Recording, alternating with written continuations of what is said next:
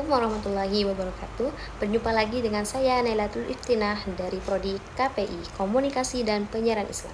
Nah, di video kali ini saya akan menjelaskan tentang sejarah teori usul fiqh.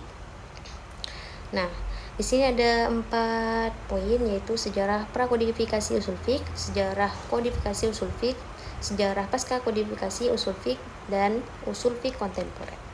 Nah, poin pertama yaitu sejarah prakodifikasi usul fiqh. Nah, ilmu usul fiqh berkembang melalui beberapa fase sebelum akhirnya dikodifikasikan. Nah, pada fase prakodifikasi ini usul fiqh belum dibukukan secara sistematis, tetapi berkembang secara lisan dan berdasarkan praktik hukum para sahabat serta generasi setelahnya. Nah, pada masa Rasulullah, usul fiqh mulai lahir sebagai respon terhadap kesulitan memahami nas akibat semakin luasnya wilayah Islam dan bertambahnya pemeluk dari berbagai latar belakang bahasa dan budaya. Pada masa sahabat, usul fiqh berkembang sebagai transisi dari bimbingan Rasul. Nah, setelah wafatnya Rasul, barulah sahabat menggunakan ijtihad seperti ijma, qiyas, dan maslahah mursalah untuk menyelesaikan masalah hukum. Baru pada masa tabi'in, cara pengambilan hukumnya atau metode istinbat hukumnya semakin berkembang seiring meluasnya Islam. Muncullah 2 fenomena penting, yaitu pemalsuan hadis dan perdebatan antara ar-ra'yi dan ahli hadis. Nah, selain Al-Quran dan Sunnah, pada masa tabi'in ini mereka merujuk pada ijma sahabat, qiyas, dan maslahah mursalah. Poin yang ketiga yaitu sejarah kodifikasi usul fiqh.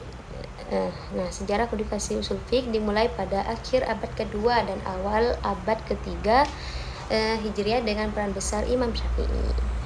Barulah di sini Imam Syafi'i menyusun karya yaitu kitab Ar-Risalah, yaitu kitab pertama dalam sistematisasi usul fiqh.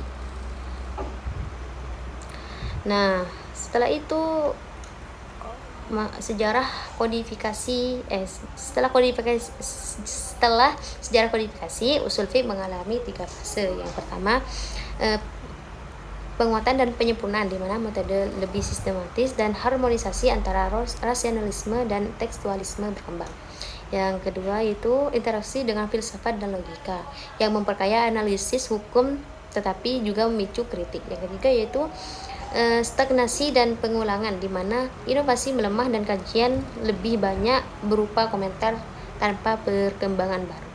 Nah, yang ketiga poin yang terakhir yaitu sejarah fikih kontemporer. Nah, pada era modern, usul fiqh mengalami reformasi agar lebih relevan dengan perkembangan zaman. Nah, cukup sekian penjelasan saya tentang sejarah teori usul fiqh.